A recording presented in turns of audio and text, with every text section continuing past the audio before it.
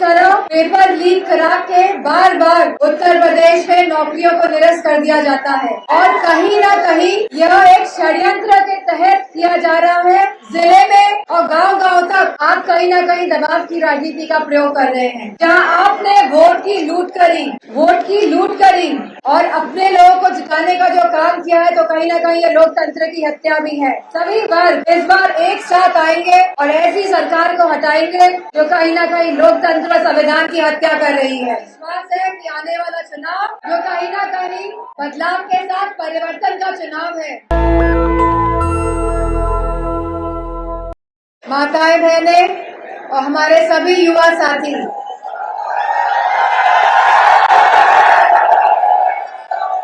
सबसे पहले तो आप सभी का बहुत बहुत आभार कि आज आप सब यहाँ पे आए हैं और आपने सभा को सफल बनाने का जो कार्य किया है, आप सभी को बहुत बहुत धन्यवाद।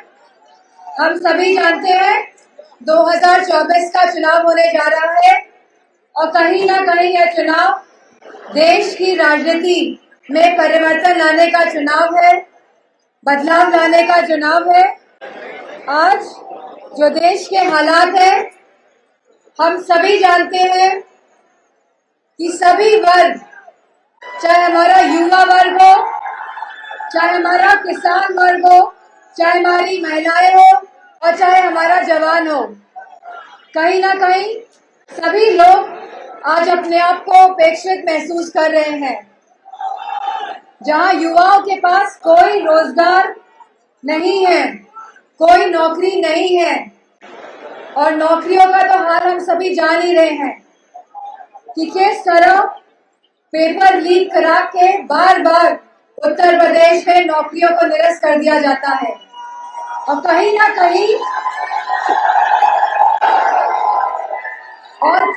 कहीं यह एक षड्यंत्र के तहत किया जा रहा है, क्योंकि आप सब अगर नौकरी पा जाएंगे तो कहीं ना कहीं आरक्षण को भी लागू करना पड़ेगा।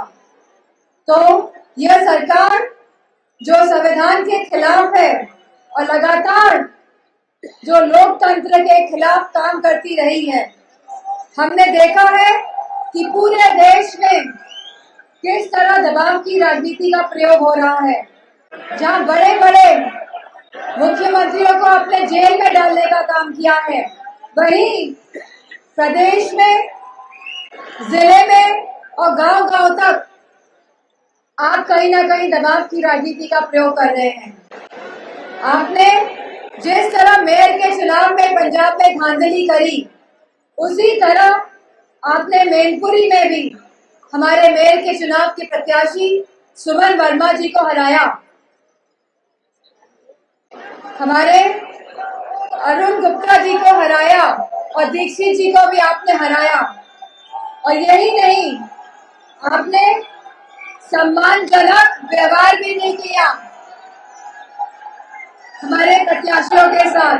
तो कहीं ना कहीं जहां आपने वोट की लूट करी, कहीं ना कहीं जहां आप सबने वोट की लूट करी और अपने लोगों को जिताने का जो काम किया है, तो कहीं ना कहीं ये लोकतंत्र की हत्या भी है।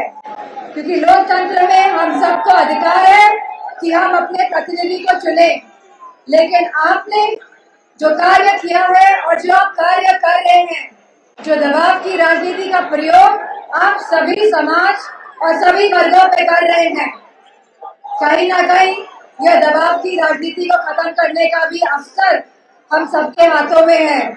और मुझे पूरा विश्वास है कि सभी समाज, सभी वर्ग इस बार एक साथ आएंगे और ऐसी सरकार को हटाएंगे जो कहीं ना कहीं लोकतंत्र संविधान की हत्या कर रही है। अब सवाल,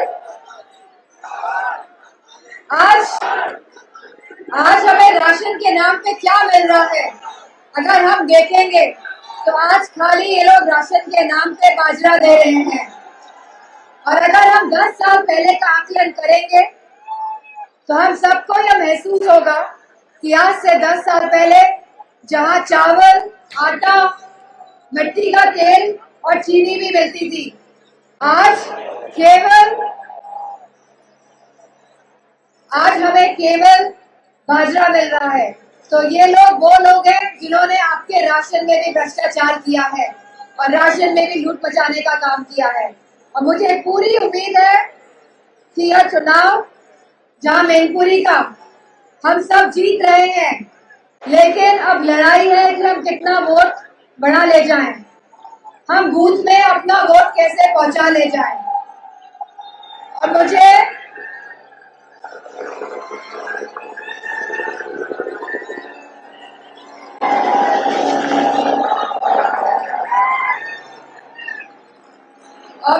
पूरा भरोसा है कि आपके सहयोग से, आपके साथ से मैनपुरी को भारी मतों से जीत ही रहे हैं। जीत रहे हैं कि नहीं जीत रहे हैं?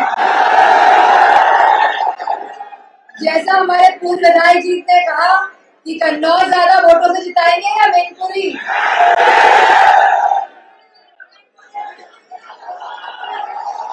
कन्नौज या मैनपुरी?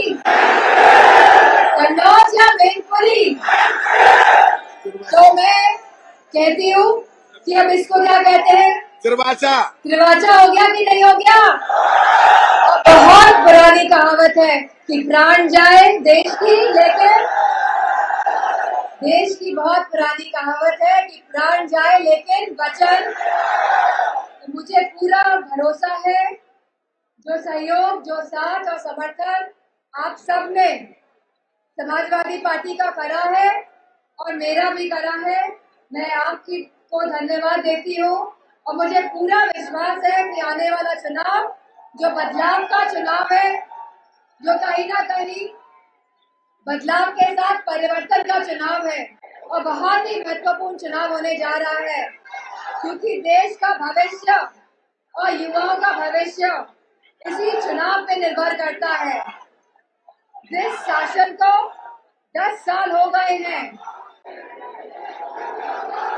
शासन को कितने साल हो गए हैं भारतीय जनता पार्टी के?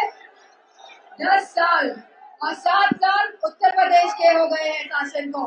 तो 17 साल का शासन बहुत बड़ा होता है बदलाव लाने के लिए, लेकिन कहीं ना कहीं यह सरकार सामर्थ्य नहीं दिखा पाई है बदलाव लाने के लिए। और हमारे युवा, हमारे किसान कहीं ना कहीं मायूस हैं, कहीं ना कहीं आक्रोशित भी है, क्योंकि जो सरकार ने कहा था कि आमदनी हमारे किसान भाइयों की दुगनी कर देंगे, बताइए महंगाई की वजह से आज वो आमदनी आधी रह गई है कि नहीं रह गई है?